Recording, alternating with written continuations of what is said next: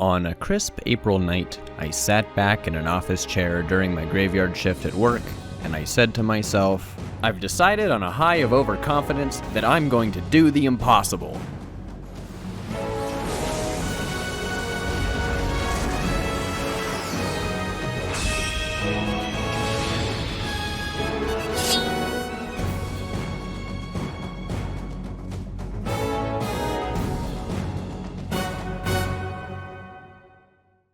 Star Wars Knights of the Old Republic 2: The Sith Lords was released in 2004 on the original Xbox and later for the PC. I first played the game in 2018, and it immediately became not only my favorite piece of Star Wars media, but my #1 RPG of all time. Well, not really. In fact, after finishing my first playthrough, I thought it was just alright. Glimpses of a great game buried beneath unbelievable jank, technical issues, and oddly truncated storylines, as though large chunks of the game simply weren't present. Specifics can come later, but the why of it boils down to the fact that I played the vanilla Steam release. What's that? I mean, we only do what you're comfortable with? No, not that. It means that my experience was done on an unmodified game. In 2018, the Steam release was updated by Aspyr to improve compatibility with modern computers, run in higher resolutions, and support wider aspect ratios. It also fixed some bugs, made some old ones worse, and introduced a few more. All in all, about what I'd expect from Aspyr. But the key word here is unmodded, as, like basically all Star Wars games, KotOR 2 has a pretty faithful modding community built up around it. But I'm someone who believes in many things with regards to retro gaming, chief among them being this. If you're going to explore a game to see if it's any good, you want to experience that game as it truly was, not an altered experience slapped together by some guy. Afterwards, do whatever the hell you want, but remember that you can only play a game for the first time once. Now, obviously, me playing the Aspyr updated version of the game runs a bit counter to that approach, but cut me some slack, I hadn't fully worked out my ideology yet. As it turns out, my feelings were pretty on the money. KotOR 2 was unfinished. I knew this because, well, I had been told about it prior to playing the game, and I made the conscious decision to play it vanilla first. But what happened? Why was KotOR 2 like this? Well, the story goes that LucasArts wanted to contract BioWare to make a sequel to the first Knights of the Old Republic that they had made. BioWare declined, as they wanted to go off and make a little game you may not have heard of called Jade Empire, but in their stead, they pointed LucasArts to the fledgling Obsidian Entertainment, a company directly descended from Interplay and later Black Isle Studios, which developed Fallout 1 and 2, as well as Planescape Torment, respectively. Basically a bunch of industry legends who made all the best shit you've never played. All they were missing was best boy Tim Kaine. Oh god, Tim Kaine made The Outer Worlds? No! Cards on the table, Obsidian Entertainment from 2004 to 2012 is probably my favorite game studio ever, right next to Metal Gear Solid 1 to 3 era Konami. However, their games share one common and unfortunate thread. Several former employees of Obsidian have spoken about how the studio was woefully mismanaged, and as a result, their games were often known to be buggy and unfinished. What would be sublime masterpieces frequently fell just short of perfection, releasing in near broken states that are, if you're lucky, fixed over time via official patches or through community efforts. Granted, some of this blame does lie with the actual developers, whose ambition regularly exceeded their grasp. Not to say that Obsidian wasn't brimming with skilled writers, programmers, and designers, but rather that the limitations of time and money are as sturdy as the rocks of the eternal shore. With Obsidian as my favorite developer, and Knights of the Old Republic 2 as my favorite RPG, it should come as no surprise that what follows is my position that Chris Avellone is my favorite game writer. Writing lead on KotOR 2, Planescape Torment, and somehow both of the best and worst DLCs of Fallout New Vegas, his body of work takes up a surprising amount of my top games of all time. With that in mind, some brief but necessary housekeeping is in order. In 2020, Avellone was accused of sexual misconduct and harassment. This resulted in him being removed from a number of projects he was working on, and what work he had done being discarded, as well as significant and likely irreversible damage to his public image. Sexual harassment and assault are very serious crimes, and they should not be taken lightly. Abusers exist at all levels of power, and merely enjoying someone's art should not prevent you from accepting when they've done great harm. That's why it's very important to point out that Avalon has publicly denied these allegations, provided very compelling proof of their inauthenticity, and filed a libel lawsuit, for which a settlement was reached whereupon the accusers retracted their statements, admitted they lied, and were ordered to pay him at least $1 million. I am very confident in declaring that Chris Avalon is, beyond any doubt, innocent of the crimes of which he was accused. Let us enjoy his work without asterisk. Anyway, LucasArts approached Obsidian and asked if they'd be willing to make a Knights of the Old Republic 2 in a mere 14 months, to release on time for Christmas the following year. Now, that's a fast turnaround, but not unreasonable, at least in the days prior to the standardization of HD development. So I get it, but the real mistake was Obsidian accepting this deadline in the first place. It's not hard to see why they would though. After all, these were veteran RPG developers working with all the assets from the first game in a very well-established universe. What could possibly go wrong? Possibly go wrong. That's the first thing that's ever gone wrong. Well, unbeknownst to Obsidian at the time, their first game would signal the start of a trend that would follow them through most of the studio's life. As would inevitably happen in future titles, their vision grew in scope and complexity. Mid-production, the dev team realized, correctly, that 14 months was not enough time to deliver on the narrative they had penned. So, as is tradition, they beseeched LucasArts for just a few more months of time. Now, as I understand it, Obsidian's CEO, Fergus Urquhart? Wait, no, that's a real guy, you can't do that. Just kind of assumed their request was going to be approved, so they structured their remaining development pipeline and production schedule accordingly. Apparently unpredictably, LucasArts of course eventually got back to them with a, "What? No! Get it out by Christmas like you said you would." Which I mean, like, fair. They did agree to that. Seemingly blindsided by something as impossible to anticipate as a collision with a sleepy Teletubby lazily crossing the road, Obsidian hastily assembled what was left at the end of development into something resembling a functional game. This slapped-together bundle of known shippables was then pushed to store shelves, upon which time I assume all of the developers were just hoping nobody would notice. Mr. Simpson, this government computer can process over 9 tax returns per day. Did you really think you could fool it? The rest, as they say, is history. KotOR 2 received positive but qualified reception, much in line with what my thoughts were as I stated before. A potentially great game suffering from clear signs of being unfinished. It didn't take long for the game's fans to start poking around in the files. What they found was remarkable. Loads of content that never made it into the final game, just left on the disc. Viewable, but unfinished and made inaccessible in the retail product. After a few attempts by various groups to get a full restoration project on the way, each eventually fizzling out, 2 community members stepped forward to make a finished KotOR 2 a reality. Users Zibble2 and Darth Stoney led the charge to create what would eventually become the Sith Lords Restored Content Modification, a mostly all-encompassing restoration of all the content in the Sith Lords. Look, it does what it says on the tin. I don't need to sit here and reword the Wikipedia page for you. If you'd like a complete history of the mod's development, you can read about it on your own time. It's good stuff.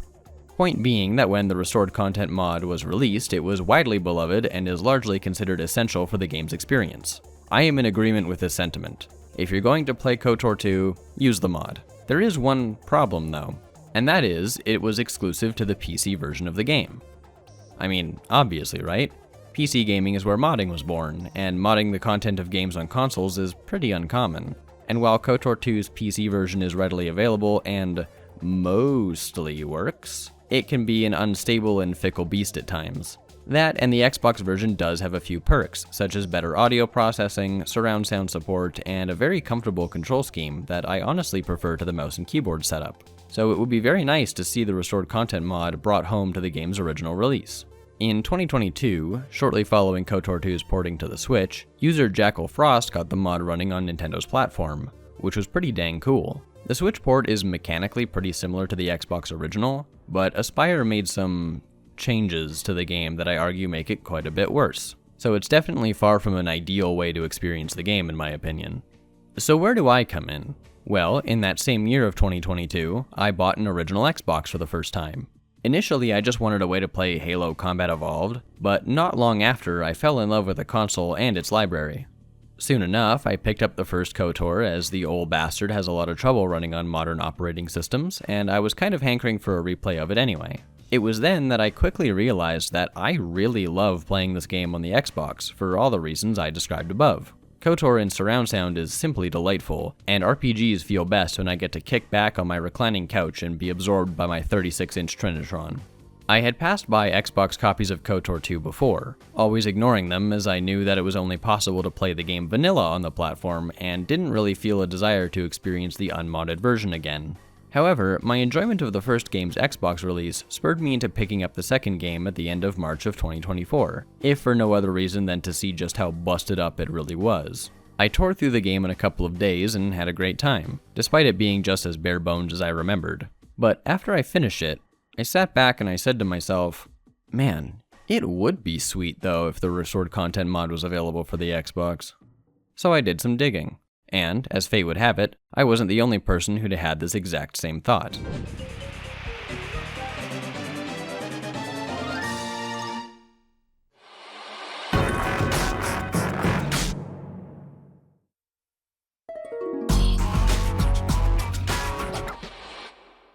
Hey, as a quick side note, I'm going to be showing off some screenshots of public forums and mentioning some specific members of the KotOR community in the next few sections. Anyone who isn't publicly credited as assisting in the mod work I've done or in these public forum posts will be anonymized, and I would request that you don't try to seek out anyone I talk about here. Many of them were of great help, and some of the things a few of them have said in the past turned out to be incorrect. I believe that none of it was deliberate misinformation because that would be stupid. They were just operating with the best knowledge they had at the time. I reiterate, do not pester these people. My journey began with 2 forum threads on Deadlystream, dating back to 2011. The first just ended up with people musing about the feasibility before the thread died. However, it's noteworthy for 2 posts. One being from a guest named StaticJoe66, who claimed to hear from a guy that mods should, in general, be possible, except for models. I wonder if that'll come up later. And also a post from Varsity Puppet, one of the main developers behind TSLRCM itself and apparent Xbox expert, who claims that, if you're really up for it, and have the patience, there is a way. The second was cooked up by DeFraley, and is full of all-stars of the KotOR community. Varsity Puppet shows up here too, but alongside Hassat Hunter and Sith Holocron. What's noteworthy about this thread is that it's much more negative to the feasibility of getting the restored content mod working on Xbox, despite pretty remarkable progress being made. Puppet contributed some very useful information, such as reiterating that new models are a no-go, textures need to be reduced in size, and audio has to be in WMA format. The frontrunner here was XT Projects, who seemed to jump at the opportunity to get it to work. He got as much of the files prepped as possible, but the model files were a barrier. After ripping them out of the install, it looks like he stalled out in the Telos Cantina. Also, something about the battle on Dantooine maybe being an issue. Time to look elsewhere. That's when I stumbled upon this. This is incredible. This is the mod working just fine. It's running on a 360 and it isn't finished, but it is in fact running. And the thread is less than a year old. Surely he's almost done by now. I don't see any updates, but I'll shoot him a DM asking for the project status and we'll see what happens. Nothing happened. He never got back to me. So I guess that's where things sit, huh? A bunch of people have tried their hands at the project, but nothing is finished. Although, these threads did have 2 very significant bits of information that stuck with me. One is that, even in the event of a finished port of the mod, distribution would likely be an issue. You'd need to package this in such a way that abided by Deadlystream's rules with mod distribution, and didn't involve you just sending pirated, pre-modified copies of the game to people. The second is this comment by the guy doing the modding, which, spoiler alert, ended up becoming something akin to the Rosetta Stone for this project. It was written in riddles by someone who was only communicating in machine-translated Spanish, but it was something to keep in the back of my mind. I threw a line to the KotOR Discord and to anyone on Deadlystream who seemed to have made any progress, asking if this guy had posted any updates or if anyone else had tried something similar, and to my surprise the answer was no. In fact, basically everybody there had come to the same conclusion as so many before. And that's where I was at too. If people way smarter than me couldn't get it done, and all of the foremost community members and modders for the game were declaring it impossible, what hope did I have? Ah well, let's hope someday it comes along. It's now that we return to that crisp night of April 11th, 2024. 2 thoughts kept rising like bubbles to the top of my mind. The Xbox is nothing but a stripped down PC. Impossible to do without a dev kit. Wait a minute, that doesn't make any fucking sense. I'm old enough to remember that you can totally mod Xbox game files. Dead or Alive Extreme Beach Volleyball was an Xbox exclusive, and you can definitely mod that. But also, some very smart people just got Halo 2 running in 720p and proper widescreen on real Xbox hardware. This should be totally possible. And even if you do need a dev kit, I know for a fact that you can just convert a retail Xbox to a development kit if you want to by flashing the debug BIOS onto the motherboard. So, are these guys just mistaken? That can't be true, can it? A project that should by all rights be possible just kept getting short-circuited because everyone who could have done it was told it was impossible and believed what they were told? Something about that didn't sit right with me, and I needed to look into this deeper. I needed to do the impossible. So at work I drafted up a little plan. The first and most important thing to check is if the file structure for the game matches. If it's anything like the PC version, it should be a pretty straightforward installation job. The second thing to do is see if the game can recognize the override folder. What's an override folder? I confess that even my knowledge of how this game works can be pretty limited, but what I say in this video will be everything as I understand it, inaccuracies be damned. So when the game needs to load an asset, like a texture or a model, it checks for where it's located on the disk. However, the first place it looks is in a folder called override, and if it detects a file with the matching name in that folder, it loads that one instead. This makes patching and modding really easy, but you don't want to overuse it because it can cause some issues if you're not careful, because that overriding will occur every time a file is called. Regardless, if I could verify both of those, then I'd have a basis to start working from. So I returned home, hit the hay, and slept for a mere 4 hours before rising from the dead to get to work. Now, I had actually already dumped my copy of KotOR 2 to my Xbox's drive in the past when I played it for the first time. This not only made loading times faster, but allowed me to patch the game to remove the internal flicker filter, a vertical blur that's applied to nearly every Xbox game when running in 480i. But I never actually gave it any attention, so I had no idea what I was about to find when I actually started digging around in there. But before we get to that, let me introduce my dev kit that I'll be working with. No, not that one. That's not actually the Xbox I bought in 2022. This is my spare Xbox that I use for practicing repairs, and I'm currently in the process of souping up with all sorts of cool hardware mods. This is the dev kit, or as I like to call it, the Do Kit. My limited edition mounted Do Xbox. It cost me 700 loonies and is the tackiest thing in the entire universe.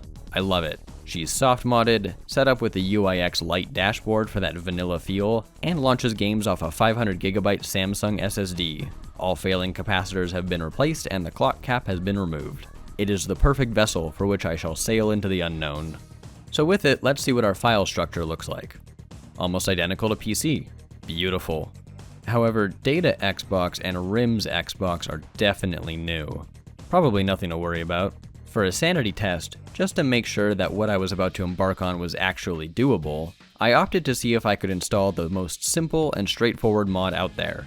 A task for which I chose Canonical Jedi Exile, a mod that basically just changes the hair color of one of the player heads.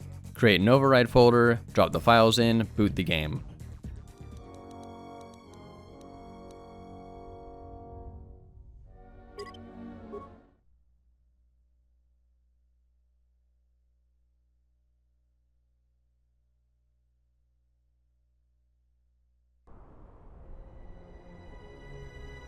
I cannot describe to you the rush of excitement I felt seeing this happen. It wasn't much, but I had a firm grip on the first thread that was about to unravel this ball of mysteries. So mission accomplished, but let's step this up. There's a character in KotOR 2 named Visas. Because Obsidian ran out of time, Visas has no teeth. But an intrepid modder named Hairless Wookiee did the necessary dental work to get her back her chompers, and now it's the first mod I install on every playthrough. Another simple override install, launch the game, and try to put Visas in the party. Game crash. Not surprising, this mod adds a new model to deal with, and the Xbox doesn't like that. Now it's time for me to introduce my favorite troubleshooting technique, ripping shit out until it works again.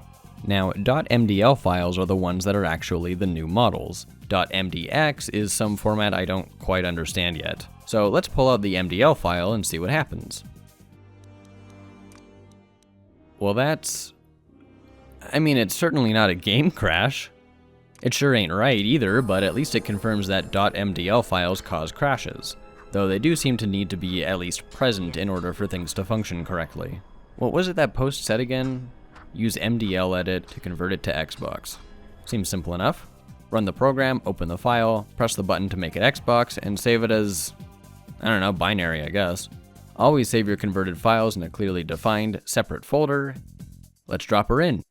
How'd it turn out? Master, I am an emissary, a scout. My master was aware Perfectly. of disturbance in the fleet. Visas has teeth on Xbox. You can port models in. This is incredible. Anything is possible from here. And that means it's time. But before I get too far ahead of myself, I wanted to establish some goals to keep myself focused. Objective A. Ensure the mod is able to be played from beginning to end with as few cuts as possible and no major issues. Objective B. Package the final release into something that can be distributed on mainstream KotOR modding channels. Objective C. Ensure that install process is as close to drag and drop as possible, specifically despite the one guy who said it couldn't be done. Lofty goals to be sure, but not insurmountable. Though what good are they without an actual mod to install? And with what I felt was enough preliminary groundwork covered, it was time to jump into the deep end. Row, fight the power! Row, fight the power! Now that I had a pretty good idea of what files were most likely to cause crashes, I started off by grabbing all the .mdl files. Fortunately, all of them are in override, which makes the process considerably easier. Converting them with MDL edit was pretty simple, but a few were tricky. For starters, several of them stated they were missing .mdx data. They opened up and saved okay, and even generated a .mdx file to match. Probably fine. The main menu had an error about camera hook or something, but again, I just ignored it. If it was going to be a problem, I could solve it when it came up. But then it failed to load at all. Well, we can move past that one for now. This was incredibly tedious, by the way. The masked Duros and S-Mail02 model also failed to open. It was then that I recalled what was written in the sacred texts. The main menu, S-Mail02, and the masked hard? Hold on.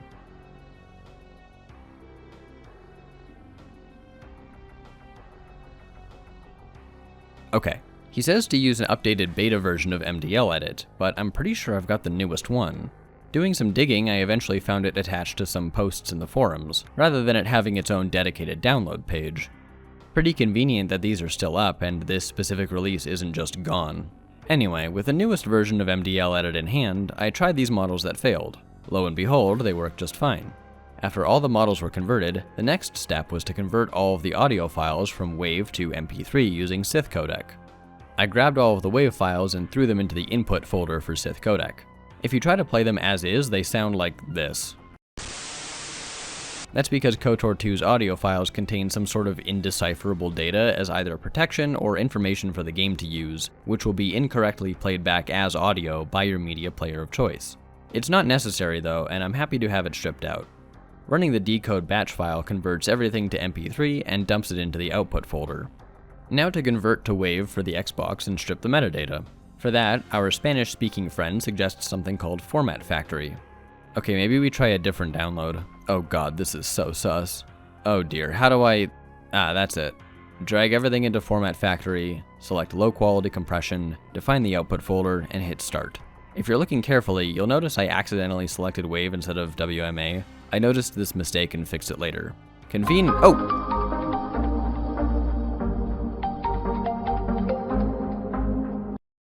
Alright. After that, I went through and removed all the metadata from the files. The tedious part here is then manually replacing every single line for every single module. It's a simple drag and drop, but it takes forever. At least all the files are in order with module prefixes. I went back to dump the converted models into the install folder, and at last, all of the prep work is done. I know I ought to convert the image files as well, but from my Visas dental plan testing, it's clear that the Xbox can load TGA files just fine, and I'm exhausted from doing file conversions. Let's get the damn show on the road. Haha! There it is! The mod's installed, at least to some degree. I want to make it clear that this doesn't actually tell me much beyond the fact that the files transferred over and are in the right spot. This title screen is just an image file in override. It would have appeared just the same had I dropped the raw mod files into the game directory with no adjustment. The real test is if we can play through the game. Well, no one said it was going to be easy. You said it would be easy. In fact, they said the opposite. but I'm actually not too worried about this one. Part of the issue is that, while you certainly don't need a dev kit to do this work, having one would certainly help. That's because a retail Xbox isn't going to tell me, the end user, what kind of errors the console is experiencing and when. Diagnosing these problems is entirely up to my own inductive reasoning. What I know is that what the game is loading here is just the character creation screen. All that's being displayed is the UI, some fog, and a handful of character models. Because it was already a troublesome file, I've got SMail02 on my mind, which, as I understand it, is the supermodel folder for all the male characters. Supermodel files contain the animation data, and this one in particular is for male models. But why male models? You serious? I just told you that a moment ago. I later learned that the restored content male model file just contains one additional custom animation for Atten leaning against the wall.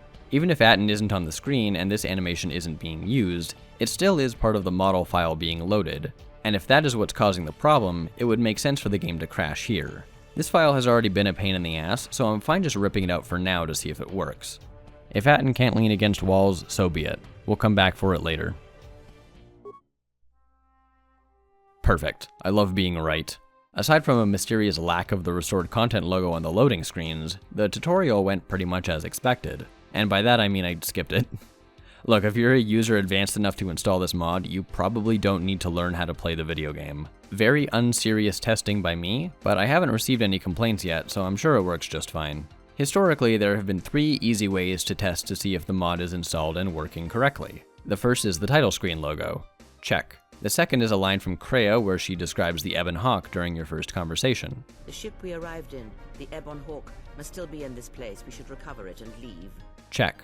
The last way is to see if the weapon you pick up on the corpse after you talk with Kreia is a vibro cutter. In the vanilla game, it's a vibro sword. It was only after seeing this pop up that it really set in how amazing this was. Here I sat with nothing but an Xbox and a copy of KotOR 2, and already I had made unbelievable progress. It was progress I made by following the last guy who tried it, but we take those.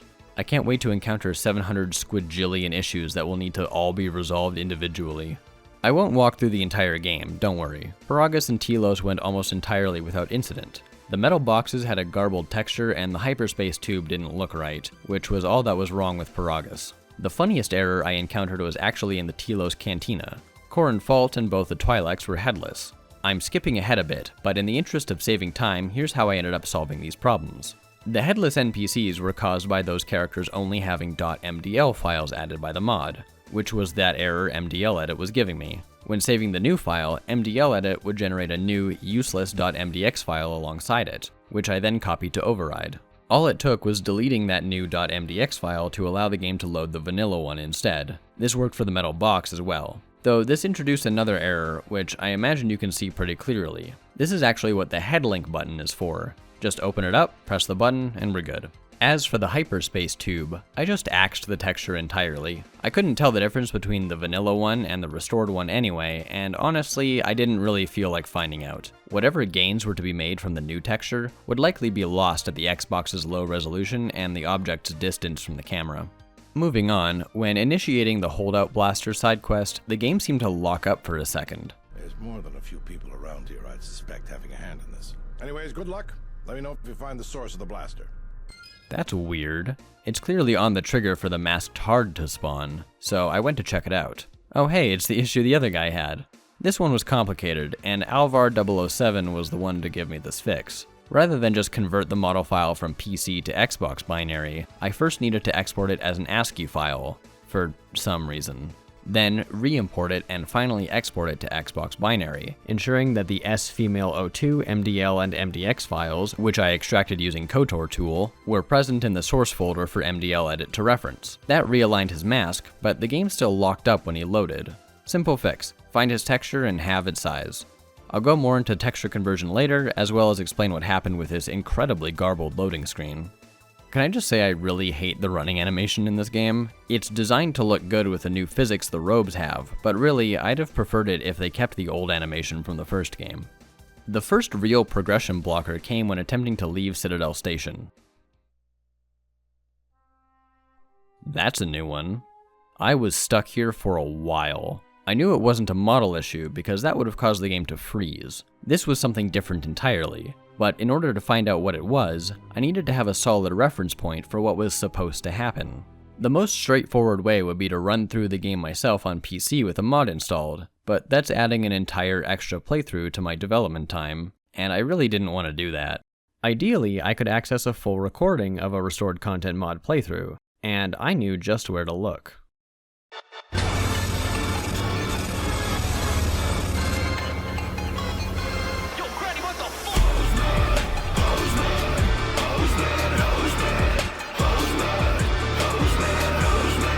There were several advantages to having Wooly and Little V's KotOR 2 LP at the ready. 1, I got to watch Wooly and Little V play KotOR 2 again. 2, I had already seen the playthrough and was pretty confident I could click through and find exactly what I needed when I needed it. 3, I was sure that the only mod they had installed was the restored content mod, and it would serve as a consistent way to check my work. A quick glance at the LP confirmed that this was supposed to be the interior of the shuttle in which Atton flies the party down to the surface of Telos. Time to bring in a new piece of critical reference material, the TSL warp codes list by Sith Holocron.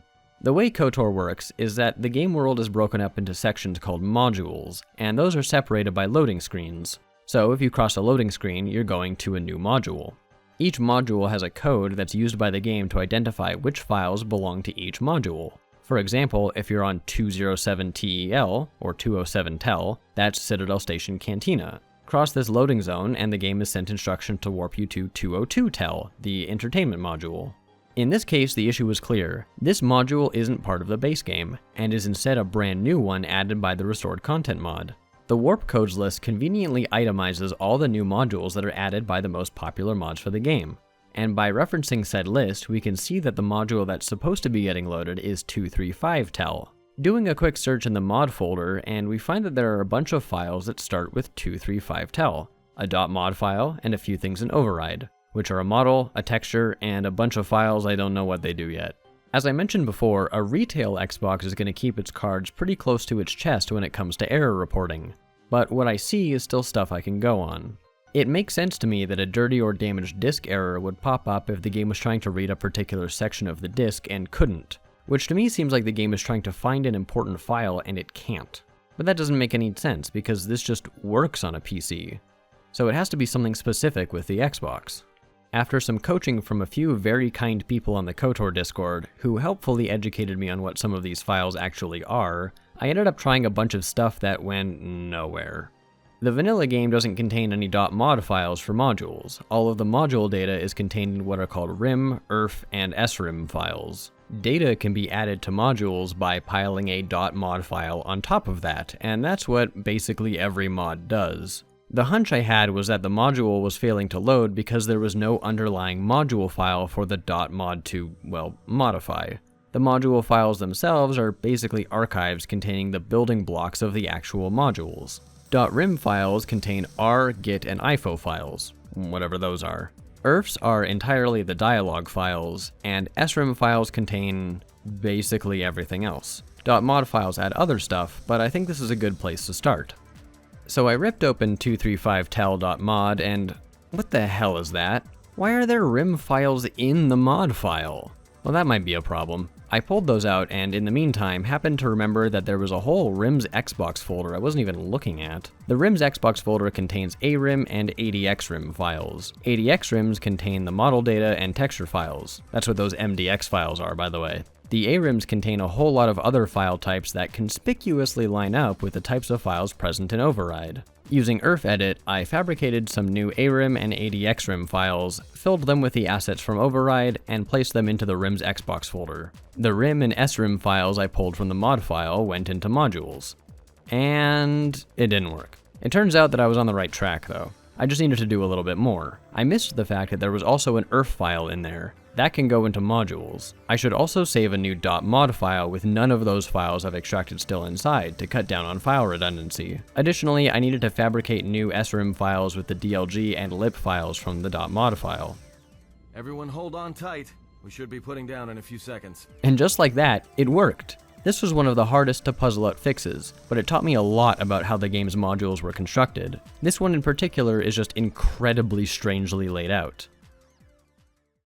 Now listen, I can't say that the sequence of events I'm about to describe makes me look good, exactly, but this is what happened in the story, and if I'm going to tell you how this all went down, I'd better tell it like it really was. The Telos shuttle fix was decisively in the bag, and progress was made up to the polar region, so I went off to work for the evening. After that, I'd have 2 days off work to continue picking away at my project. It was then that disaster struck.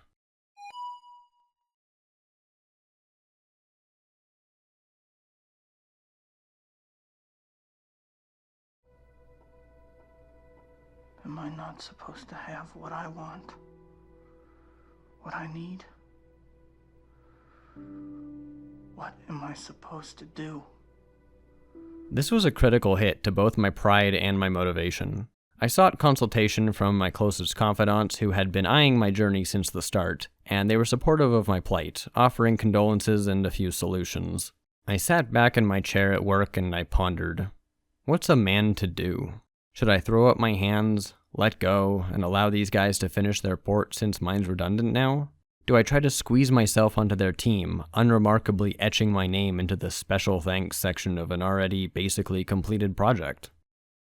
Or do I gamble it all and go for glory? It can't have been for nothing. All that I fought and learned and struggled for? I can't just let that go to waste. The progress I've made so far has been nothing short of miraculous. I'll give it my all. I'll be the first, and it'll have my name on it. Look how far I've come in such a short time. With 2 days straight, who knows what I can accomplish?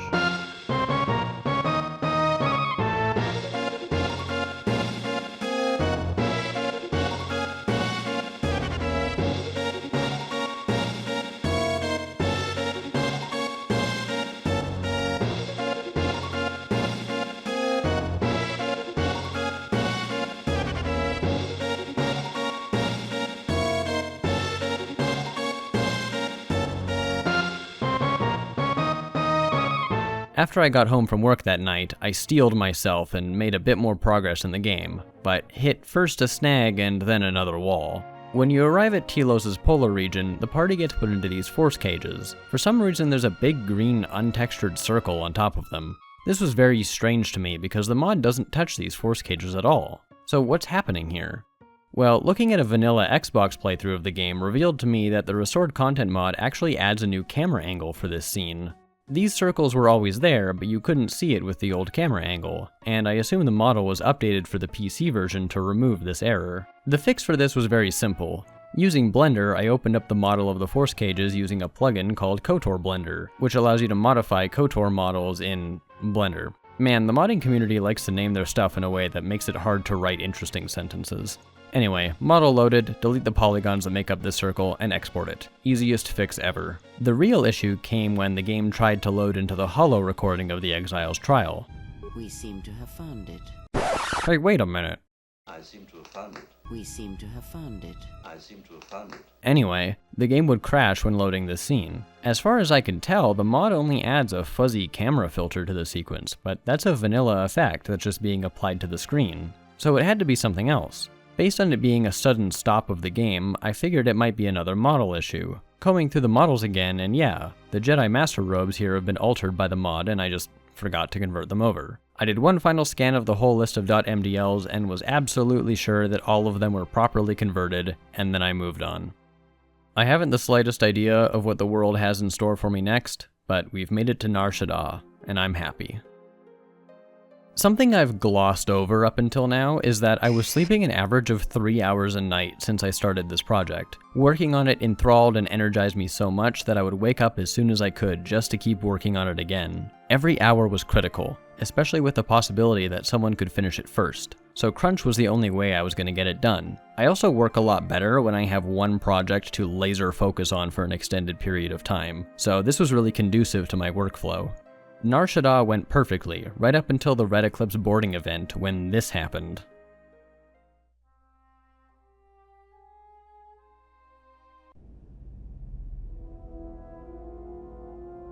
If they think I'm going to give up this ship without a fight, well, they're wrong. It's good to be back on the old girl. Hey, what are you doing on my ship? Damn right I am. What are you... What the hell? Well, it wasn't stopping the game, so I can deal with it later. The Zug Brothers cutscene had a similar and very familiar issue, and by the time I got to the restored sequence where Atten and Bayodur fight through the streets, I realized this was going to be an issue I had to solve. My gut was once again telling me that this was an issue that could be fixed by another trip to Rim's Xbox, and the warp codes list informed me that these were 3 entirely new modules the game was adding, but they were all using existing assets. This was probably the most significant fix of the mod, because it's what was previously blocking progression in prior attempts at this by other people. What I came up with made me feel pretty clever. The game was trying to load a module called 012 EBO, but that was just a clone of the existing Ebon Hawk module. So I grabbed all the assets from 003 EBO, cloned them, and reassembled them into ARIM and ADXRIM files for the Rim's Xbox folder, and named them to 012 EBO so the Xbox could know where to grab them from. I did the same for the files in the modules folder. Voila, cutscene works perfectly. Copy the solution for the other scenes on the planet that have this issue, and we're good. 3 major fixes in a matter of hours. This is excellent progress. On Goto's yacht, oh that's bad. And game crash. The behavior I'm getting in this recreation is actually quite a bit different than it was when I first got here. Last time the area would load fine, but crash whenever attempting to save, which was incredibly worrying. Having a 100% consistent game crash when saving, which would then corrupt the file, is really bad. The garbled loading screen is likely the key to this, so let's take a look at those textures. The new loading screens for KotOR 2, added by the mod, are all in 1024 by 1024, which is fine for the PC port, as that version's maximum supported resolution is 1600 by 1200 by default, but is a little too hefty for the original Xbox. Also, apparently .tga files are pretty inefficient to read, so here's the process. Any textures that were too big need to be scaled down and resaved. Character textures go down to 256 by 256, and loading screens to 512 by 512. After that, I used TGA to TPC to convert, well, the .tga files to .tpc. After that, you can simply rename the file extension to .txb, put everything back into override, delete the TGA originals, and problem solved. The remainder of Nar Shaddaa, all of Duxon, and the first half of Onderon went without even the slightest issue, which is about what I expected considering I was very familiar with what the mod added from here on out, and the work I had already done went a long way to future-proofing this middle section of the game. However, that night was going to conclude with me meeting my match.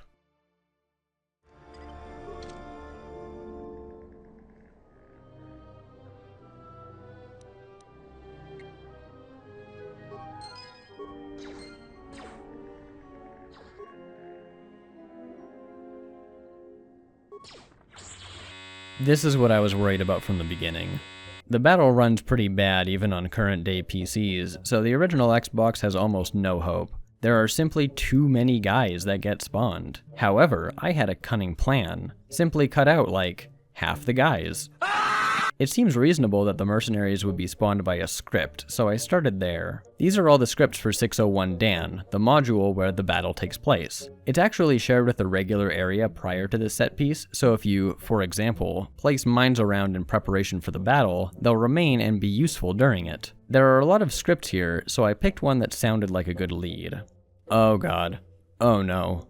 What is any of this? Disclaimer, I don't know any programming, so this may as well be a foreign language to me. I spent almost 5 hours from 3:30 AM to 8 AM trying everything I could think of, modifying scripts, haphazardly ripping things out, reading dozens of forum posts on the basics of scripting, and all of it was for naught. My tinkering either had no effect or caused the whole scene to break outright. I had to admit defeat, and 601 Dan just went into the trash. But hey, wait a minute. Didn't I just say that this is the same module as the actual Kunda exterior? Ripping out an entire module sounds like it would have some serious repercussions on the rest of the planet, if not the rest of the game. That means... oh god, that means I gotta replay Dantooine again.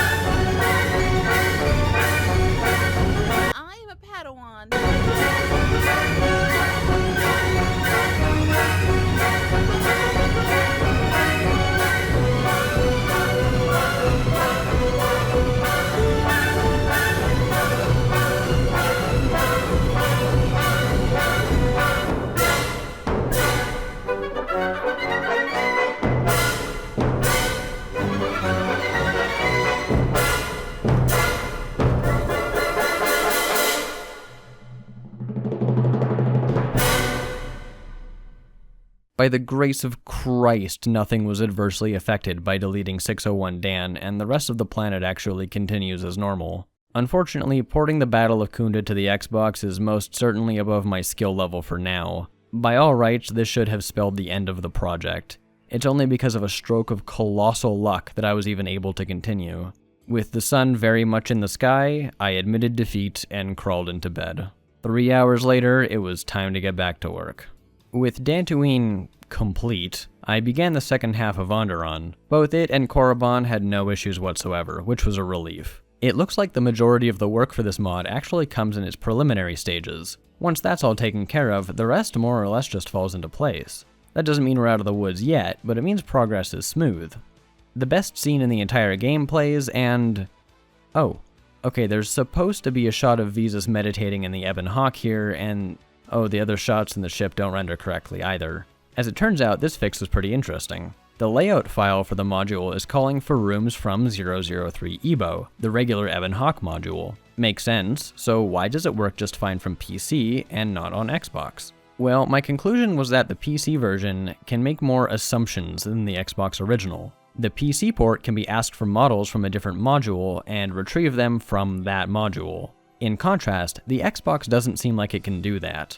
I tried inserting all the models I needed directly into the module, but doing so seems to have corrupted it, and now it doesn't even load. And every time I wanted to test it, I had to watch this damn cutscene, which got really tiring because you can't skip any of the dialogue in it. Even extracting all the assets and packaging them up into new RIM files broke the game. For some reason, KotOR 2 on Xbox really doesn't like it when you modify existing RIM files for modules. Or maybe I'm just not doing it right. Either way, I need to attack this problem from a different direction. So what if I simply put all of the model and texture files it's looking for into override? It turns out that works, and that's because the game is always checking there first. However, that means they're getting overridden even when I'm in the regular Ebon Hawk, which isn't great. We have lots of redundant files copying over themselves in a complex module. In fact, I suspect this even caused a game crash at some point, so there's gotta be a more efficient way to do this.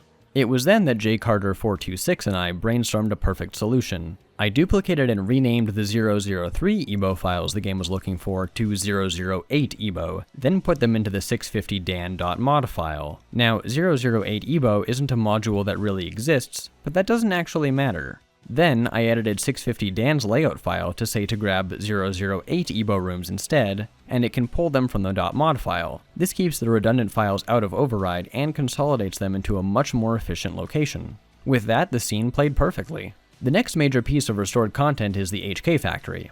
Well, okay, there's also the Handmaiden fight, but that has no issues, so there's nothing to talk about. The factory is a brand new module. It's got tons of scripting and probably all sorts of weird issues I've never encountered. Wait, it just works? It's fine? Wait, no, of course it's fine. These files were originally found in the Xbox version. Hey, I'll take a freebie. The return to Citadel Station is perfectly cromulent, and we're on our way to the Ravager. But before we get there, the game has to crash? What could possibly be wrong this time?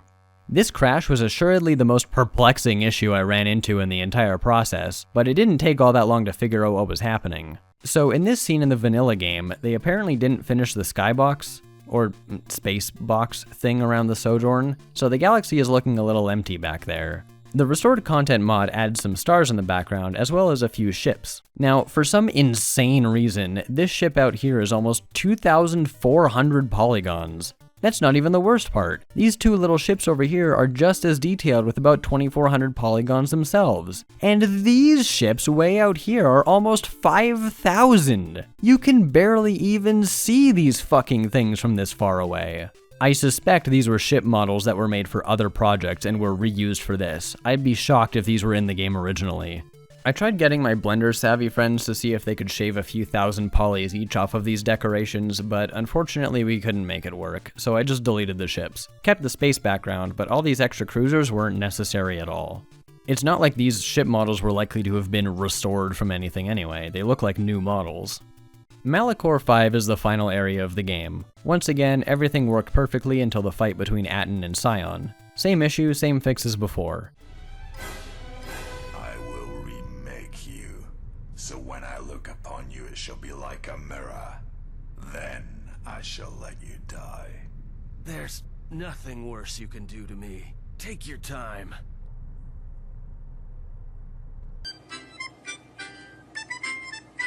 And while I was at it, I did the same for the Handmaiden Visas encounter for the Dark Side male player. Full disclosure, I don't actually know how to trigger this scene, and I have no idea if it works properly. I would appreciate someone testing it out for me and reporting back.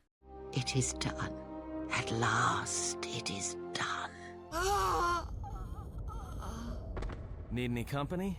I mean, I'm not doing anything. Well, Atten isn't leaning against the wall, but that was expected. And hey, that's it. The game's done. Holy shit. Oh, that's weird. The credits aren't playing. Hold on. Oh yeah, they're 1080p. I'm surprised the Xbox didn't explode.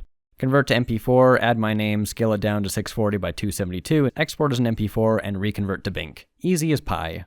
But yeah, we're pretty much done. Aside from the Kunda battle, that's everything fully functional. It was basically ready to pack up and ship. Speaking of which, how do I do that?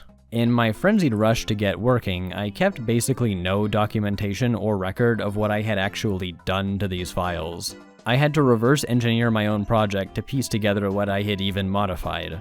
This was super important because I didn't want to accidentally ship any assets that I hadn't worked on myself to make distribution easier. On that note, I had reached out to as many creators of the restored content mod as I could, but even now, nobody's responded. This was assuredly going to have to proceed without needing their permission. The best way to do that, I found, was to have the setup process require installing the base mod first, then copy my patched files on top of it, then delete any troublemaker files like 601dan.mod and the redundant files, like the TGA images and the shuttle model in Override.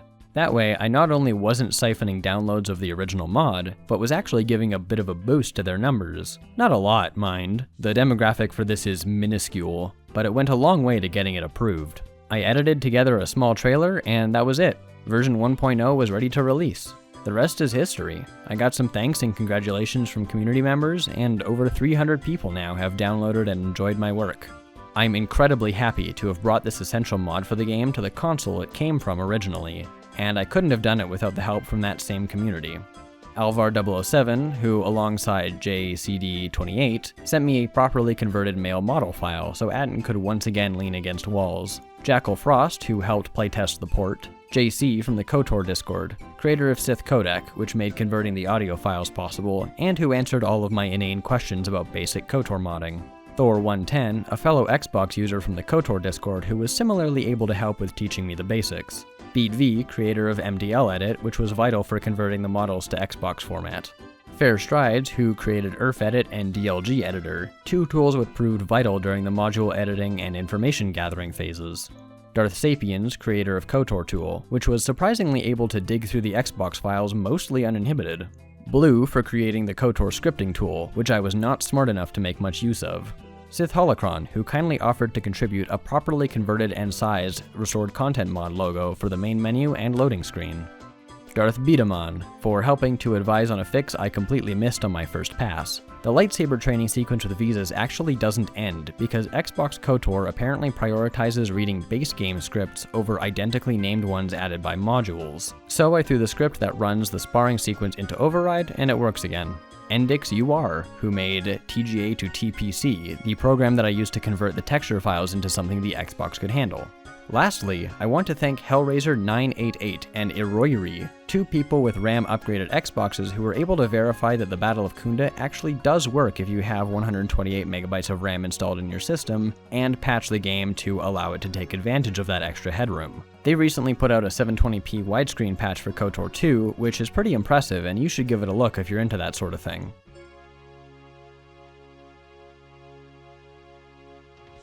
Now, I know what you're thinking. Lotto, that seemed really easy. Like, not to toot my own horn, but porting this was shockingly straightforward.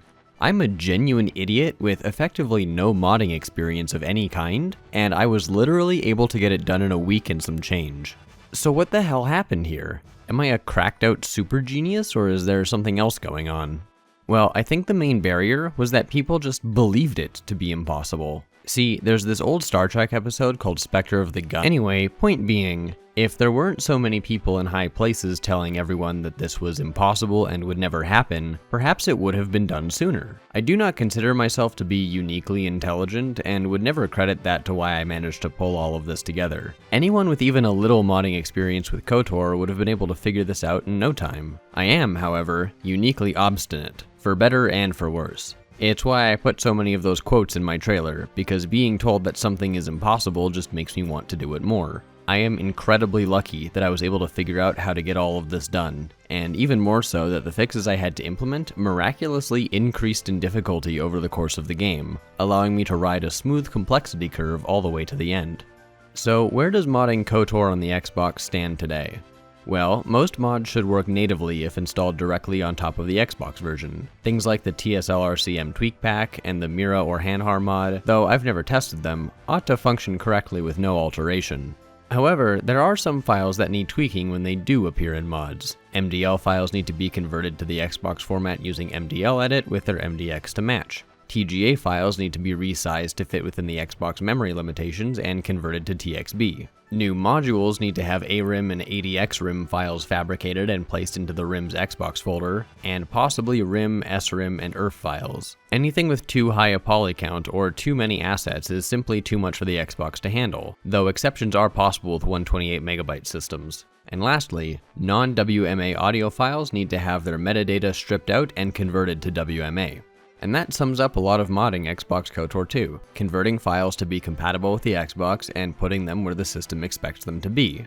Modding for KotOR 1 is a little different because rather than everything being in the game folder, some of it is required to be in the Xbox's T-Data folder where updates and DLC are typically located. If you install the Yavin 4 DLC for the first game, you can actually see a very familiar file architecture sitting right there. Though as far as my testing has gone, you can't use DLC and mods at the same time. Research into a fix for this is slow, but happening. Kind of. I'm immensely glad that I undertook this project. There were so many challenges I overcame and new skills I've learned. I hope that my work leads to more people taking an interest in modding Xbox KotOR, and hopefully we'll see a small but dedicated tinkering scene on our humble little system. Will I port anything else to the Xbox? Maybe. It depends on if anything strikes my fancy. But I know I'll continue playing KotOR on the Xbox for a very long time, in large part thanks to the fact that the game is finally complete on its home console. Just one more thing to do.